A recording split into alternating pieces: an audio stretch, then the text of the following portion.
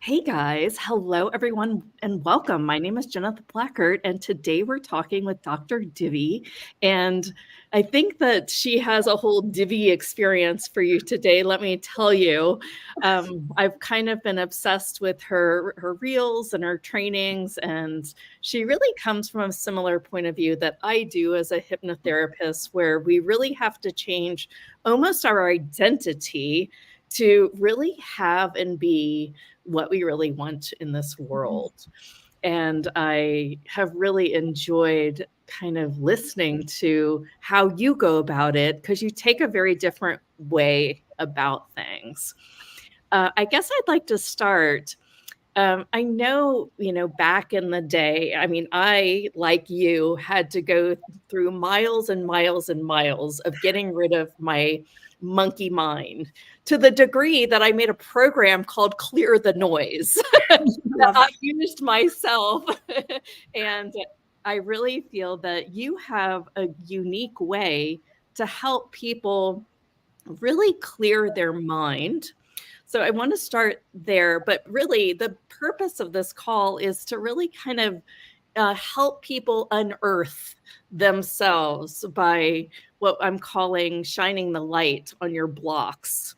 So we'll kind of, maybe we can start with monkey mind and that'll take us there. That's what I'm thinking. Sure. So do you want me to speak to that? Sorry, I'm like, Yeah, why don't we just start sure. with I know a lot of people like to start with background, but I think if you Sounds wouldn't mind unearthing your background a little bit as we go through, that'd be fantastic. good. Sure. So maybe I'll answer that question about the monkey mind as I introduce myself a bit, if that's cool. Sure. Cool. Yeah. All right. So I'm Dr. Divi. Thank you guys for having me. I really appreciate it. Love doing things like this. So my background is a family doctor. Did basically, I think I decided that, or my parents decided it, probably my parents, when I was about 5. And then the next thing I knew, I was 5 years old. And the next thing I knew, I went to medical school when I was 19 because I was on like a fast forward track of and got through medical school, residency, married a guy who I met in residency, really great guy. So no surprise, met him when I was 23, married when I was 28, no surprise, did no personal work on myself. When I was 30 or 29, I kind of fell apart. But I had it all, right? I had a good job, had living in the city I want to live, moved out west, ran away from my parents. Anyways, long story short. But I knew that one of the problems to go to the monkey mind was that I couldn't shut my mind off. I'd be driving to work and kind of going, what am I gonna make for dinner? What am I gonna pick it up? Like I would just like it was never ending. And then now it doesn't shock me, but it shocked me then. I got quite sick. Watch my TEDx talk. I talk about it. Chronic pain, food allergies, depression, anxiety kind of slam me. So already working as a doctor, so I didn't actually go down the medical route at all. Like I didn't go. I think I went for allergy testing. That's about all I did. But I didn't actually go down the allopathic route because I knew if I went that route, I would just be a chart on my desk. This is before the electronic records. So I'd be a chart on my desk. And I knew what would be written on that chart was fibromyalgia or chronic pain. I knew I wouldn't get anywhere. So this is now 20 something years ago. So there wasn't a lot of this work out there. Social media didn't exist. Like there was none. So very long story short, I started yoga very much against my own desire because I'd grown up with yoga. I'm Indian.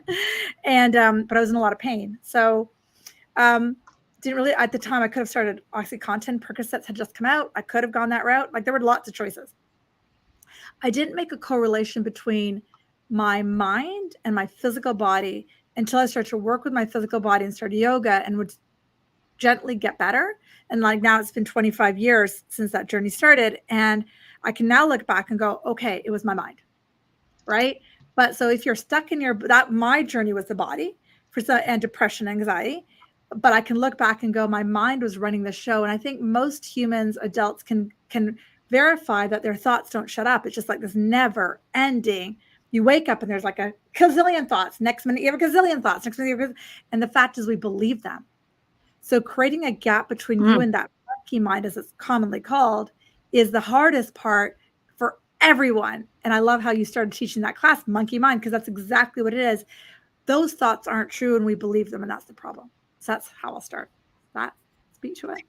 Yeah, no, that's fabulous. Thank you very much.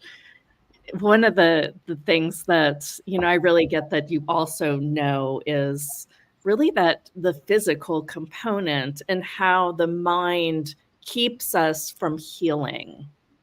And I feel that in unearthing and uncovering kind of who we are, I think that's really the purpose of us on this planet, is to really know ourselves.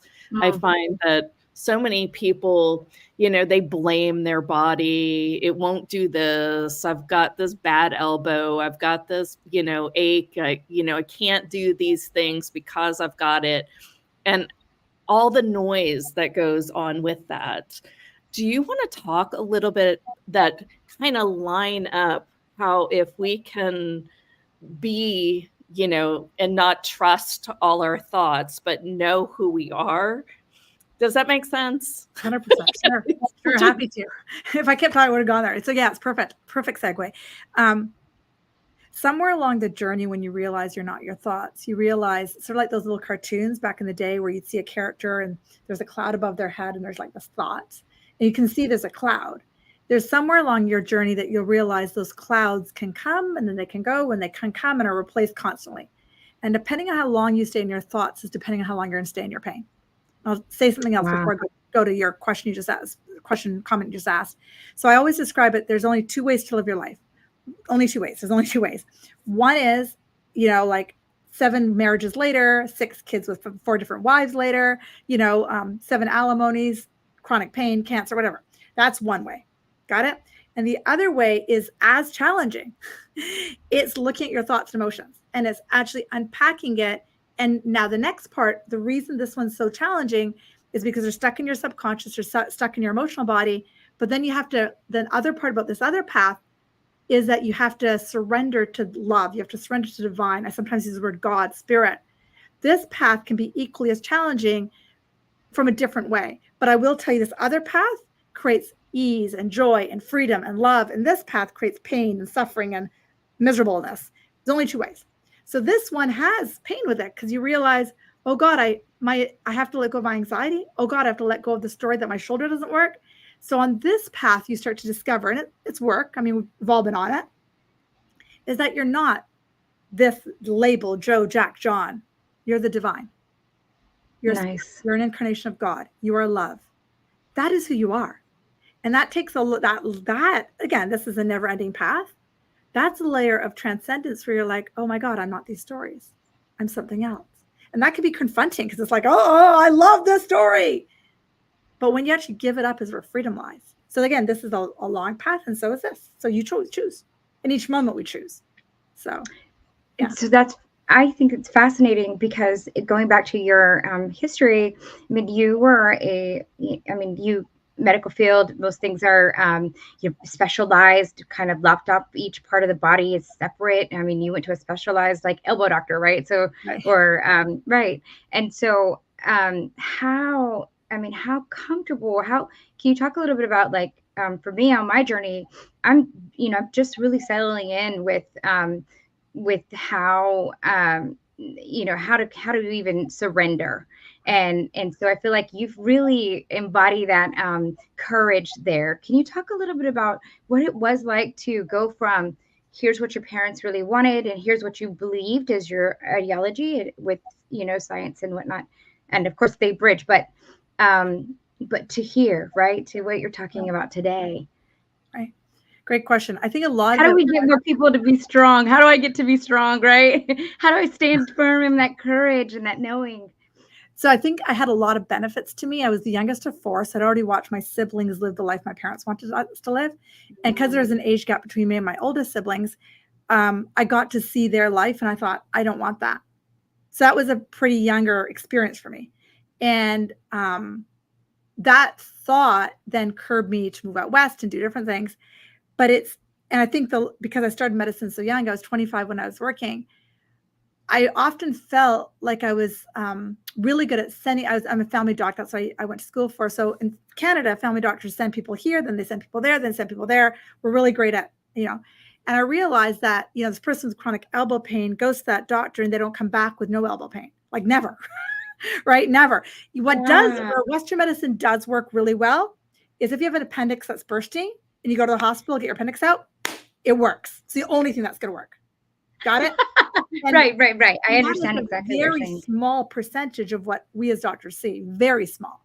If you can go to the emergency room and get taken care of and like get fixed and walk out without that problem, that was what Western medicine is for. Now, Western medicine, when it applies to spirituality, and I apologize, I don't have answering your question because I feel like I'm going off. Western medicine is a great band-aid until you can do the spiritual work. And to go back to your comment about surrender, when you realize that none of these things, from your bank account to your husband to your job, are going to give you that inner peace you're looking for, you have to surrender to something else. And the longer you meditate and the longer you spend in that world that I'm describing over here, you realize there's a lot of peace there, a lot of an energy, a spirit there, a lot of energy of like outside of that monkey mind. And that's your truth. That's who you are. And I'll take it one step further and to that comment of surrendering. When you actually enter that world more and you just surrender, and you can use different words, and this is where it challenges the ego. I let spirit enter my life and run my life. Whew, I get to show up and do my hair, right? Put on some right? But that's kind of this phases, right? At first, my first phase was I don't want my siblings' life. Okay, cool. I want something different, right? And then just over time, it became the surrender. If that makes sense. Yeah. No, I love the answer that you gave to that. It's surrender is so impossible, like surrendering to your intuition, right? Surrendering to your being, your essence, who you are without your identity that you know or think you are. I really find that that's like really impossible to describe, and you didn't a fairly good job for the lack of. One of the things that when I first watched you, I was like, she's kind of like a Dr. Dispenza, because you know the medical side of it, right? And then you also can kind of, merge it together a little bit. And one of the things that, I've heard some of the people talk about you and how you go into their inner child and unlock, that's, for the lack of a better word, we use decode in the header, but let's use, it seems more like an unlocking that they didn't even know was there. Are there questions you ask or ways you get to that unearths some of that unlocking? Great question. So probably go back to my journey. So went from medicine, and then I taught yoga for 10 years, and I ran yoga studios, ran away from medicine and a first husband, ran away, did that for 10 years. And even when I opened our first yoga studio, I remember lying on the ground going, why am I doing this? And I thought, and something came in. I didn't even know the word intuition at the time. Didn't even know the word gut feeling. I was 30, I think 31. And there was like an inner knowing that this next journey that I was entering into the yoga world was going to take me somewhere. I had no idea what that meant. Okay. And then I got pregnant. My son is now turns 19 in a few weeks. So 20 years ago, got pregnant. And it was right after I delivered him that my intuition, or during my pregnancy, but especially after I delivered him, my intuition went right through the roof. I was already meditating for a long time, doing yoga for a long time, make a really long story short. And then my intuition went right up, took a lot of intuition classes, then spent the next 10 years building an intuitive business and working a lot one-to-one, working in groups and doing different things.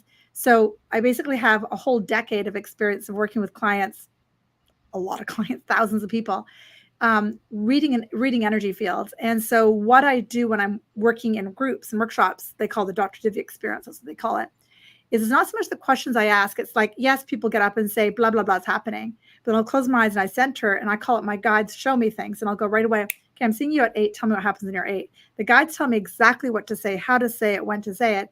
And then sometimes there's physical releases, energy work I do on people, whatever. And then the next thing I know, either during the workshop or shortly after, something occurs. I mean, there's at least 10 kids on the planet that shouldn't be here. And I say that as a joke, but it's true. Do you know what I mean? That people will spontaneously get pregnant after a workshop. And I don't sell this. Like, I don't say I do. This happens. So to answer your question, what happens is my guides show me exactly where their pain is that they're storing onto. And they say, just go there, ask that question. I have no idea where it's going to take me. I'm like, okay, ask this, then ask that, then say that. And I'm just like literally the in-between between them and you. That's what I am. So. That's fascinating. It's quite fascinating. And bless you for actually coming forth and into doing that for people? And what would you say to someone that, how do you invite people into having one of those sessions? Like, how would you, you know, for me, it's like, that's a big step, right? It could be a big step just based upon my old beliefs, my old, right, paradigms. What do you say to someone that, is in that kind of like, okay, I'm ready. How do I get there? What I find, my business has all been word of mouth. People all hear about me somehow. I believe their guides are sending them. That's what I believe. Yeah. I believe spirit is sending them. Cool. I don't have to do anything. And so the typical person who comes to a workshop of mine has pretty much tried almost everything and they're stuck. And they want to get unstuck, and they've heard people who got unstuck by working with me in a workshop, and they show up. And even if I don't work with them, they'll hear me speak to somebody else and go, oh, I've got the same thing. Because how it works is spirit is up here 24/7, trying to drop a thought into your mind, a shift in perception, which is a miracle. And all I do is either if I'm working with that client or they're in the audience, they're watching me work with somebody else, they're like, oh my God, I think the same thought. And that awareness is spirit sitting up here going, hey, your unworthiness is why you have back pain. And I'm working with somebody else about unworthiness for something else. And then they go, oh crap, I have the same thing. And then they decide they're going to forgive that. They'll go through the exercise I take them through. And the next thing they know, their back doesn't hurt as much. Like, wow, that was weird. And then they'll put 2 and 2 together. Right. So it's not for me doing anything. Spirit brings the people and the client just knows to come. And then, the work I do with my guides and their guides is just create this field, and then it just drops in. So yeah, we've done workshops like that where it's literally, it's like, just here's the title of the workshop, come, and then they just follow the energy. I mean, to the point that, he's talking about something and then a baby starts crying or something, and that even becomes a contribution to everything. It's pretty phenomenal. Do you think that you could give us a mini sample just with the 3 of us, or? Sure. I would need one of you as a client, though. Lianka can be your client. Yeah, I'm happy to. I love it. Yes. And what do you want? And is it Lianka? Is that how you pronounce it? So I know. Yes. Lianka. Yes. What do you want to talk about? Sure. So I have, I've been struggling with, I always find these really great jobs, and then I get hired, and I've been playing this kind of back and forth game where I will want to work on my own business, and I have, and then all of a sudden I'll get this opportunity to go back into the career that I had left before, and I'll take it. Some of it was because of some self-esteem issues, and some of it was because we were moving across the country, and I felt like I needed to have my own income in that way, separate to the business. And so, but what happens is now I feel physically ill because I know that my soul, my heart is really calling me to do what I'm really called here to do. And I mean, that's just, I can't deny it anymore, and it's just there. And so just to stepping into more. And so anyway, I get sick. I have belly issues is my biggest thing, is I have really bad gut pain a lot. And it used to be a lot of constipation and stuff. So that I kind of grew up with. That's my biggest ailment. Yeah. Is stomach stuff, your belly hurts, that kind of thing. And medically they've said it's irritable bowel or whatever they've said it is. Is that right? Yes. And so, yeah. And so let me go back a step. Well, what is your routine job, Lianka? What is like the jobs of like corporate America? Like, what do you do? Sales. So marketing, advertising, and then client placement. So, B2B sales, corporate. Got it. And then the other career you're wanting to step more is your intuitive coaching business. Did I get that right? Correct. Okay. Yes. And how is the intuitive coaching business going? That's what they want me to start with. How is the intuitive part going? Actually, really, things are lining up really, really great when working with Jenith again. In fact, I used to support her in a different capacity, and we create lots of magic, and that's been really great. And then I've got clients that are wanting to reach out and work with me. I do QHHT, but I really haven't been able to dedicate myself to that because I've been pouring myself into to trying being as best successful as I can into a career into a job, if you will. There's one or two more questions before I dive I'm in. grateful though. Are you married, kids, all that stuff? Yes. So I have a son. He's 12. He's going to be 12, and my husband, and we've been married for about, let's see, 13, 14 years. Cool. So 2010. And do you mind if I ask you your son's first name? Because I think his energy might come in. Ryzen, Ryzen. Okay, so I might bring him. I'm not sure. Okay, the first thing they keep showing me is your mom. What's your mom's first name? Beverly. And what does she do growing up while you're growing up? So I wasn't raised by her. She's her own private story, but like she's recovered from alcoholism and whatnot. She's been maybe 12 years sober. We're now got her master's, working at Disney, doing her dream job, and she's doing costuming there in California. So really great success story. She's been there for a year now. And so back up. Who raised it? Was it your dad who raised you? Who raised you? My grandmother's, my father's mother raised me. And so my father's mother's still alive, my grandmother. And I visit her all the time, work from there. And then my grandfather was my father's father, and who also played my paternal father. He's passed. Yeah, that's my people. So your dad wasn't in the picture either very much? Yeah, no, neither one of them were in the picture very much. I mean, they were there, but right. No. And I'm going to say a bunch of stuff. So as you know, that was part massive goosebumps, part of a gift. And you know that they weren't around. So your intuition started quite young because you had to fend for yourself quite young. Your grandparents are great. Your grandmother's great. But the issue or the problem was that what your guides are saying is, and I know you know this intellectually, you didn't have this strong female energy who said, yes, you can. Does that make sense? Yes, your grandmother. Yes. Oh, sorry. Okay. So your grandparents were great and they're awesome. And you know everything about to say intellectually, but there was a part of you that knew that you didn't have this strong female energy who's saying, yes, you can.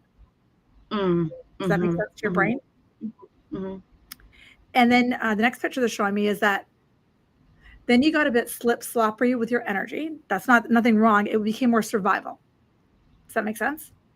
Oh, yeah. Yes, 100%. Fight, flight, freeze. And it makes sense. Your grandparents are raising it all makes sense, but it was fight, flight, freeze to survive, which is why you do the corporate work. Got it? Yes. And there's a part of you, and it's in your mid back to lower back, who still doesn't believe that she's completely worthy. And you know, it's coming through my throat. So I was coughing when you started talking. It's like, you know how intuitive you are. They kept tapping on your third eye. You know how intuitive you are, but you don't completely 100% believe it. And that's the gap. Is that tracking a bit, Bianca? I want to make sure you're with me still. Yes, 100%. Oh. And you're pissed about that because it's like, come on. But the problem is this energy doesn't create businesses. Got it? This energy doesn't. You work with your divine support team, which is great, but do you work with your, amongst our guides, we all have like a business guide who helps us. Do you work with him? If I do, I don't. I mean, if I do, I don't know that I do. I mean, I know that I do, and I kind of do, but I don't know. I segregate it out like that. So there's two energies with this male guide who's behind you, who's got his hand on his shoulder saying you're going to be fine. But then you have the divine mother standing all around you. She's got one of her hands on your third eye, the other hand on her heart saying you're safe, because part of you doesn't believe you're safe. So take that in for a sec. I know you're on camera, but just take that in right now. Like there you go. Take it in. I am safe. Yeah. I don't need to prove my worth. I have been worthy since the moment I was born, since the moment I was conceived, because I'm a child of God. Just take that in with a few breaths. And now imagine, if you will, I'm going to take you one step further, still breathing. There you go. Imagine that there's a little altar in your heart, ALTAR, like an altar that you would see in church. I want you to imagine walking over to that altar in your heart. There you go. I keep breathing. And putting on that altar this idea that you weren't wanted, you're not worthy, you've got to prove your worth. And just say this statement in your head 3 or 4 times.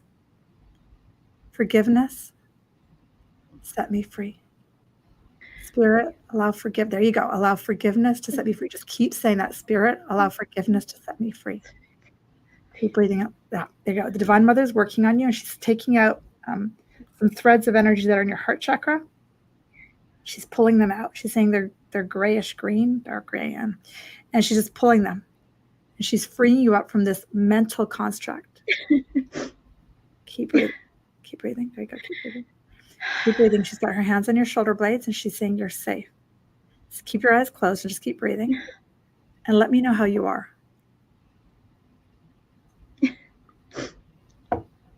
Vulnerable. They were vulnerable.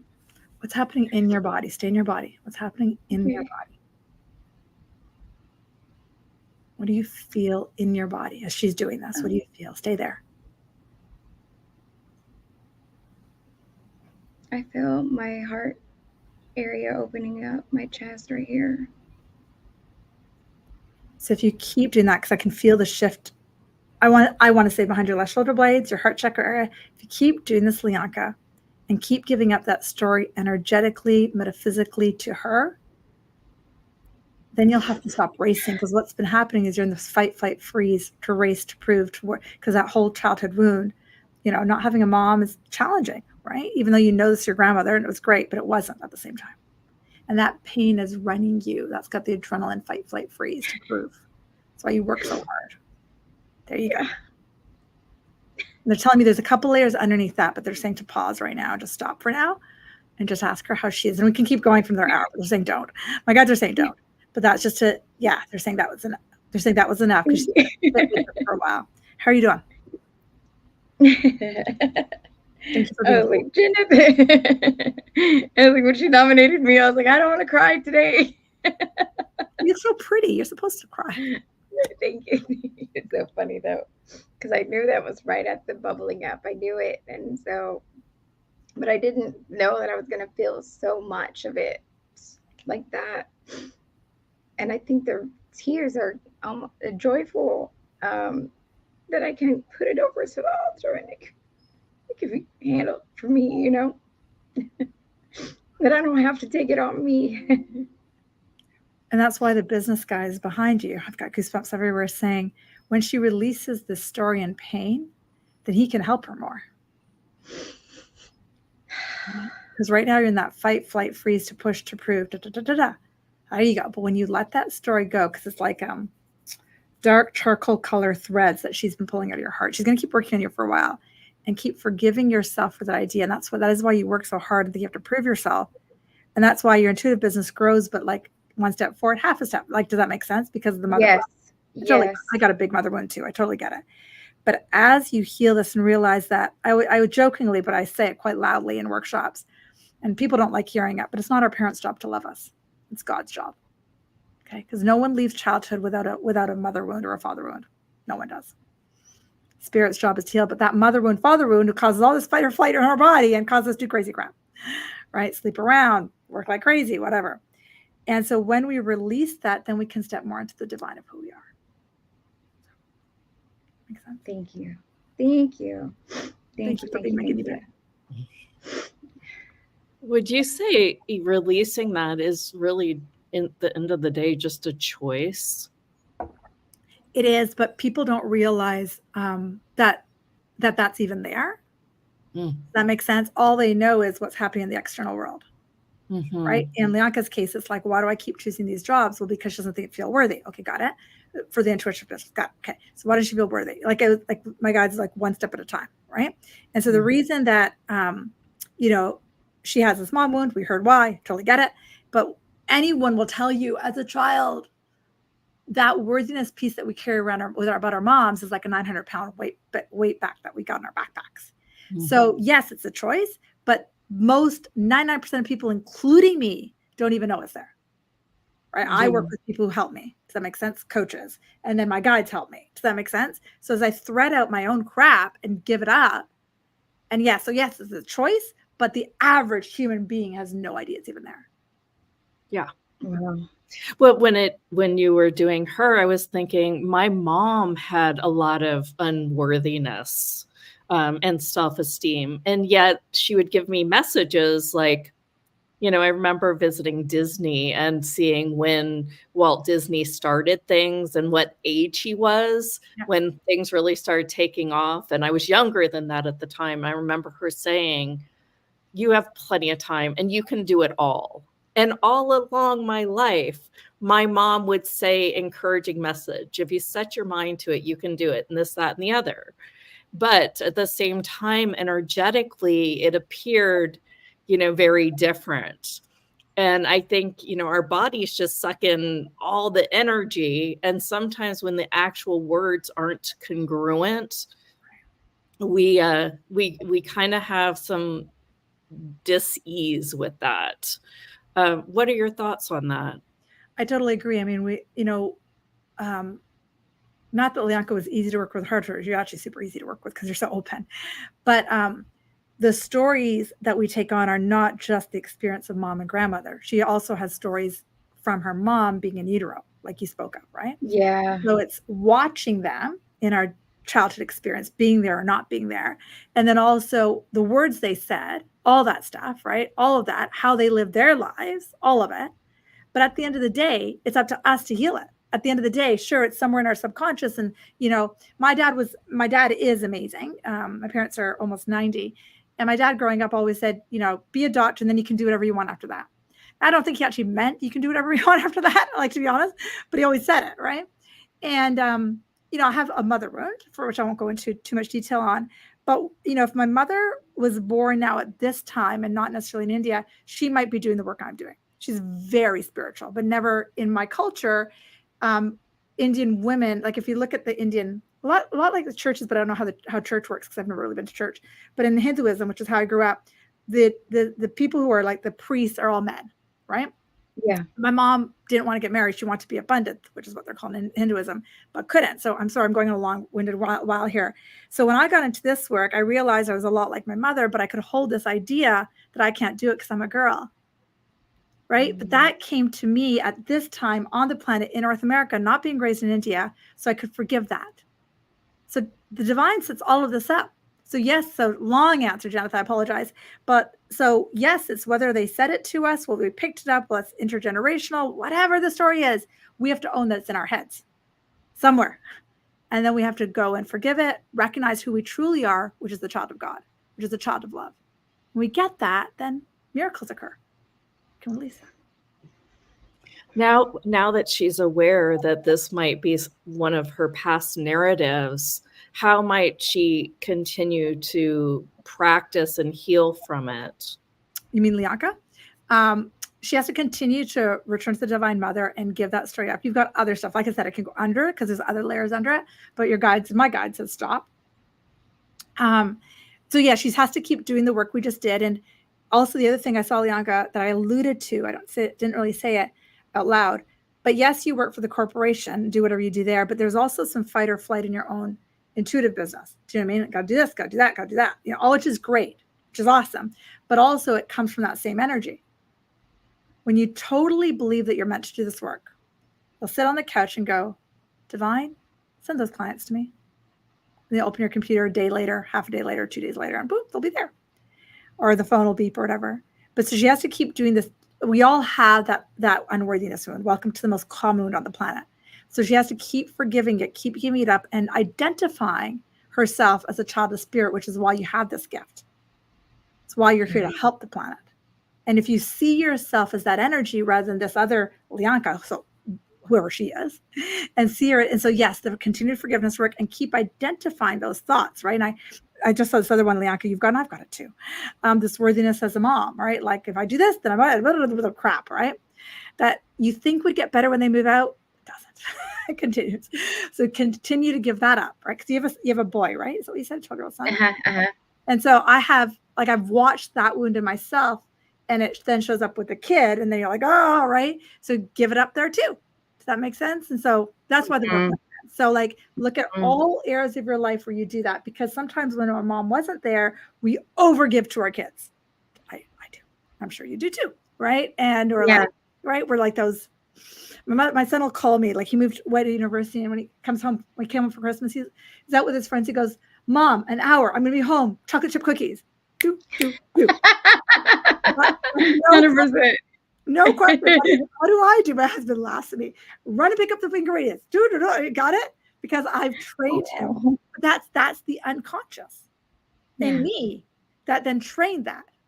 Got it? So it's a joke that we have in our house, but it's I love it. undo the wound from my mother by doing the opposite, right? But I'd have to forgive that too. Does that answer your question, Chandna? So that never ending. Yeah. That wants me to ask you, my daughter has kind of an overeating thing. Okay. And I say kinda, she's not humongous. Right. But she has like this evening night junk food junkie thing.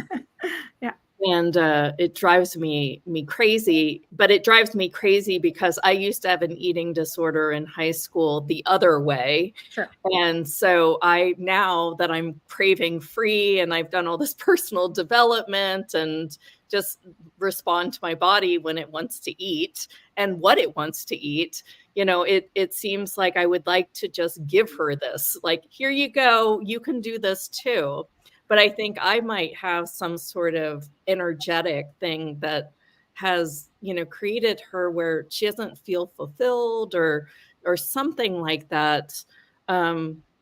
Is there any take on that or general message on those kind of things that, like, what do you do with that kind of thing? Because it's not it could be, I guess, an eating disorder, a disordered type of eating, but I'm just kind of curious your thoughts on that. Sure. Let me start with your daughter and then I'll back up. Okay. What's your daughter's first name and how old is she?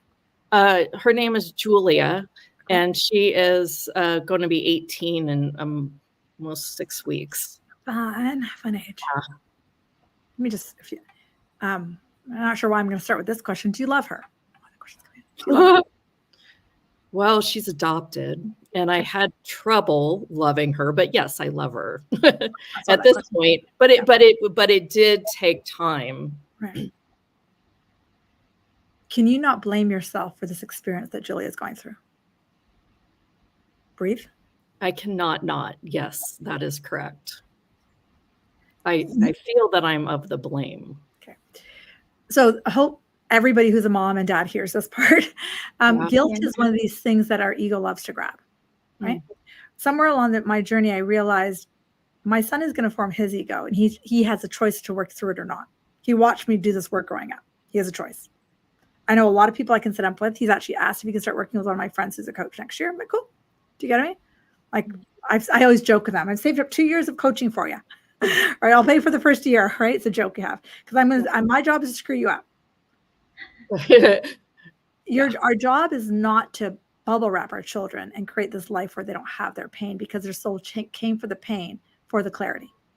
Yeah. Sometimes we're in this work, we want to kind of press a button that they can hop over the pain. Not going to happen. Mm-hmm. So step number 1, Jenna, is to give up the thought that you caused Julia's issues. Okay. Her soul came to choose that. Right now, when I looked at her energy, she doesn't want to let go of the eating. Cool. She doesn't. And I've tried to we just took 2.5 weeks in Europe. Oh, nice. Where she kind of had to eat what we were eating. And she did realize that she lost a little weight coming back. And then it almost got even worse when she had permission again to, go to the cabinet. She would make like 2 things of ramen, and, which didn't used to happen. It's almost like it's gotten extremely worse since we got back because she had to hold back or something. Right. It's weird. Well, yeah, it is and it isn't. It can be a bit of a rebellion thing, but that's just saying. My guys are saying not to go there too much. But what they want me to go into to answer to speak to your question, but also speak to Julia.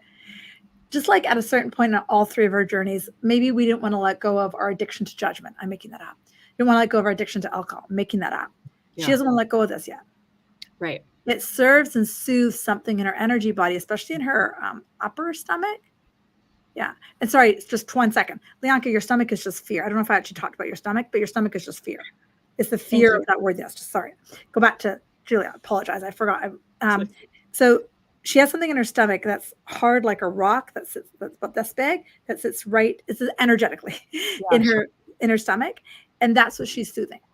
Mm-hmm. She doesn't know what she's soothing. Does that make sense to your brain? She just knows she needs it. And whether it be ramen noodles, chocolate, alcohol, 3 men, it's going to be something. Yeah, it was men. It's been men too. I saw 3 men. Totally cool. It doesn't matter what it is, but it's understanding that she's in pain. And at some point, I always think, not that I want my son to hit his rock bottom moment, but there's only one way to go when you hit rock bottom. Yeah. Okay? And I'm not saying she's going to hit it, but I'm just saying that we can't, a soul's journey is a soul's journey. My soul journey, I can blame on my parents. I can do this, that. What? It was what my soul chose. She chose to take on a story about her mom, her dad, adoption, not whatever. That's her choice. And it's her choice to heal it. Okay. Is that tracking? Stay in your body. The only thing yeah, no, it totally tracks. And, you know, it's almost like, just give it up to God, you know, give it up to the universe, just keep, you know, following the energy that I know to do, and just let her be around this. What I would ask you, Jennifer, is do you think God holds the guilt that you hold on yourself? No. Right? The divine knows that this is, I have goosebumps everywhere. They're so excited to tell you this. You know this. The divine knows. You know, there's like, she knows this. The divine in you knows that this is Julia's path, and you have nothing to do with it.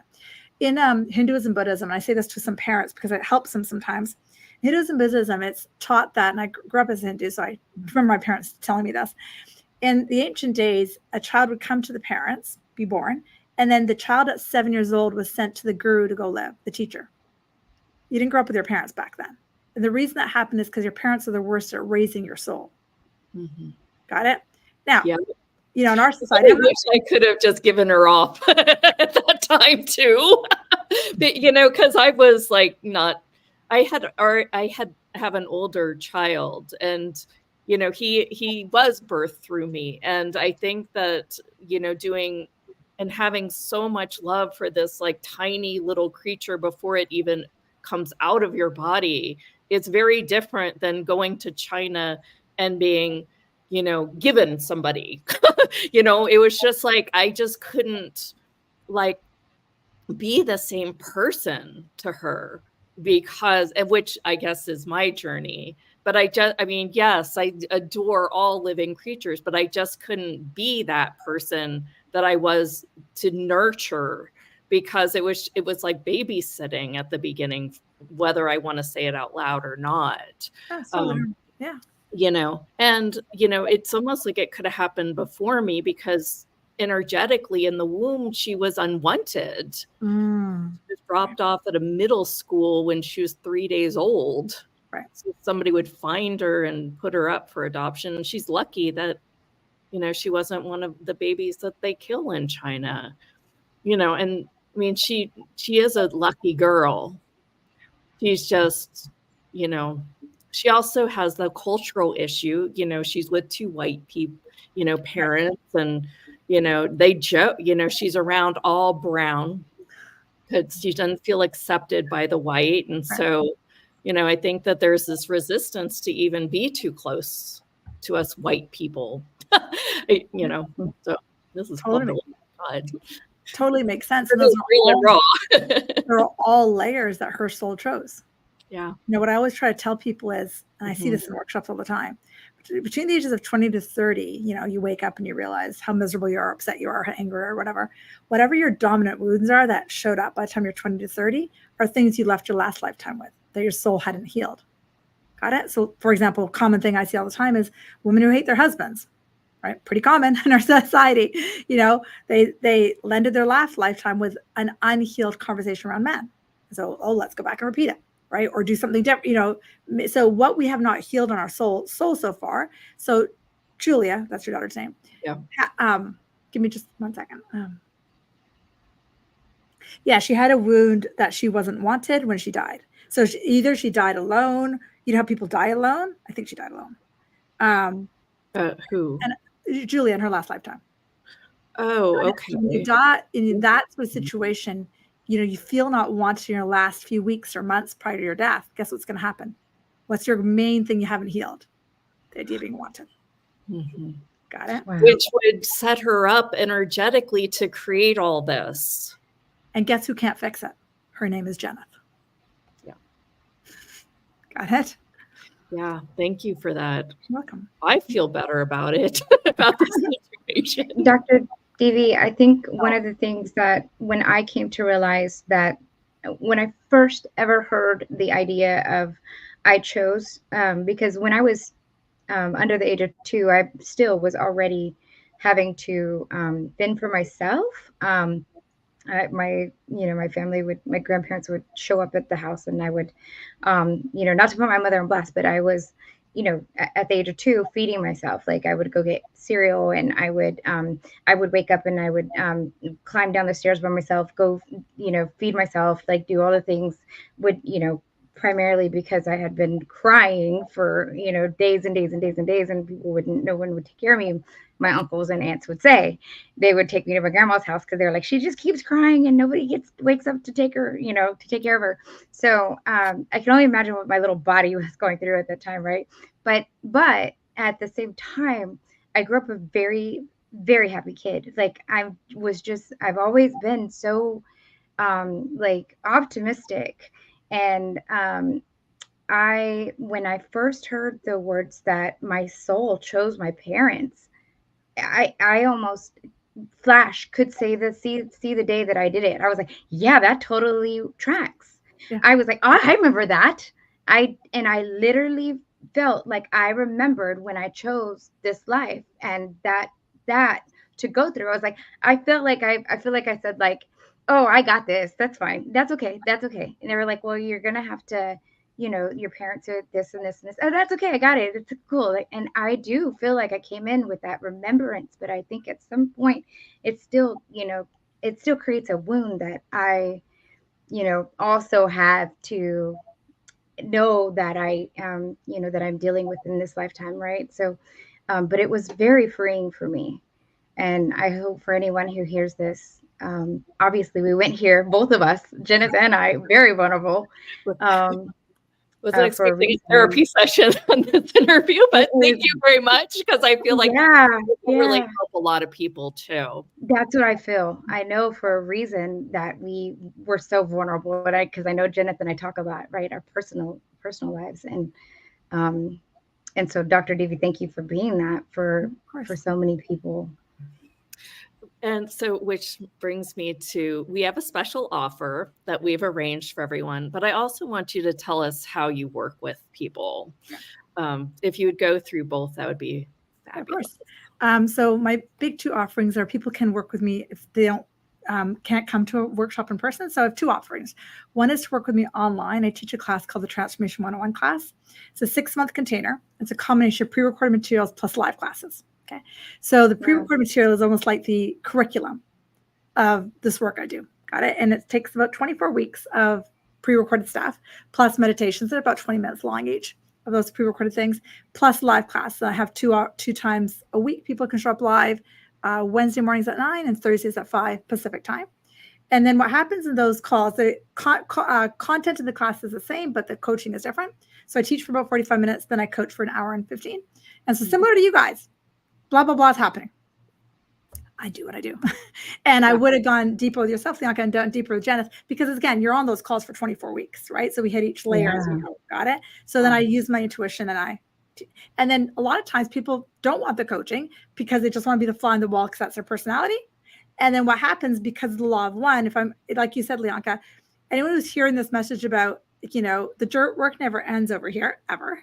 And so, maybe the phase of journey you're on, and there's no beginner or end, is getting rid of the idea that your parents did something wrong and giving up that story. And maybe the person sitting like a fly on the wall just hears me coaching you, and we're like, oh my God. So my first offering is a 6-month class. So, because what people typically want from me is one-to-one work. And I had a 2-year wait list in my one-to-one business at a certain point. And I was like, this can't keep going. It's going to turn to 3 years and 2 months. It's not going to keep going. So I stopped that and then moved into this work. So that's how I work with people who can't come to my in-person. Then I teach in-person retreats. And the in-person retreats are super fun. And that's where a lot of the testimonials come from clients. They're super fun, and they're include a lot of hands-on energetics. So people come and pull crap out of people's backs and necks. My guides do it. I don't do it. And then I show them. Those are super fun. So that, and again, even if I don't work on that one person, the entire room gets affected by the law of one. So yeah, those are my two options. Yeah. And tell it a little bit about what the special offer that we have for you that you've put together for us. Sure. So it's a class that I recorded. Guys, like I said, I've been running this business for about 13, 14 years, so a long time. About, I don't know, 4 years ago, I think when I was re-listening to it was during COVID. So whenever that was, 3 or 3 years ago. It's a class called Energy 101, and it goes through some of the fundamental principles that people know about energy, but they actually don't know how to apply. So it's an application-based 4-part class, plus some meditations to actually teach you how to apply energy. Not just law of attraction, but actually teaching you how to apply that and actually get into your body. And it's actually the precursor work to any shadow work. So shadow work is looking at, so when you saw me work with Lianka, Janice was a little bit of Janice, but the guilt is like, I got to be this mother. Shadows are parts of our mind that we don't want to look at. So what you're going to get in the Energy 101 class is actually the mandatory prerequisite to any shadow work. Because Lianka and Janice are both obviously more advanced. They understand this work, so could dive in. But the average person can't do that until they understand the energy class. So that's what I've given you guys. I hope you enjoy it. So fascinating. Absolutely. Yes. Yeah.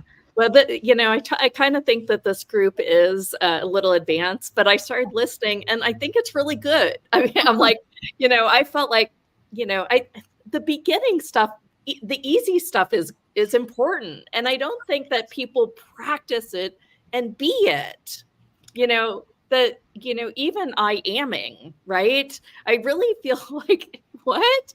Like, I think that I kind of wanted to go so much deeper that I was like, that's not going to get me anywhere. And then, go to show I'm back doing hypnotherapy sessions so I can get back to saying I am, this being of the universe. I am this infinite being. I have this magic in me, right? I am this greatness. And, it's, even though it's fun and you go through these little journeys, it's still getting me back to identity.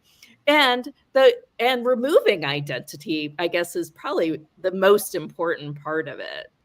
100%. And, I kind of catch myself when I use the word beginner, which we both did, which totally get. And the thing that my coach always reminds me is they're more fundamental pieces. Do you know what I mean? And like you said, it's like we all know that 2 + 2 is 4. But then when you're doing algorithmic math, you're like, yeah, of course it is. But you know that because you've done it 1,000 times. With spiritual work, the fundamental, there's no, even though we use the word beginner, I always try to say there's no beginner or advanced. But the fundamental piece, no matter how long you've been doing the work, is actually what's necessary. So like with Lianka, it's recognizing that I am a child of God. Oh yeah, I've got the stuff in me, right? You might think it's advanced, but it's actually not. If you don't lean into the fundamental pieces, I agree with you totally. You'll always lean back to it. So yeah, I agree. You guys, all the links are going to be below this video. So if you're, looking to work directly with Dr. Divi or you want the offer, you're going to find it below. Fabulous. Thank you guys so much. Thank you so much. Thank you. And I was going to say one more thing too, like about foundation and fundamental pieces is that I know for me personally, when I come back and I revisit a topic, maybe if I've heard it in passing, I mean, just even in any, I feel like it comes through just differently. It just lands differently. Like I must be on a different place in my journey for it to complete. And so something else just completely opens up. And I think that's, one of those things that is one of the most beautiful things about being here on this journey, right? Like, so you can always get so much more. And I think that it's just a good invitation to come back to what you know and what you didn't know, right? Or you probably did in your soul, but 100%. Yeah. 100%. Yeah. Yeah. Well, and sometimes you have this guard up and you don't want to go there. It seems like I'm fine. Yes. It's like this shielding. You're like, no, I kind of like the idea that nothing's wrong. Yeah. Yeah. I played that for a very long time. It did not serve me. It's funny because I played in certain areas. Like I can be ultra vulnerable in some spaces, and then some spaces, no way. So, yeah. Well, fabulous. We don't want to keep you any longer. This was phenomenal. Thank you so much for being able to go here with us all. I mean, well, I want to thank you both too, right? Because I couldn't have done this without you two being guinea pigs. I can talk about me and the work all day, but right. it really actually, and I, sometimes in podcasts, people will be vulnerable and be clients. And that's because it's really just seeing that even though you guys are hosting this podcast, the work's never done. I mean, I do what Jonathan Lincoln just did, right? I mean, I have to go through our own stuff. So thank you both, not just for interviewing me, but also for being vulnerable. So thank you. Thank you.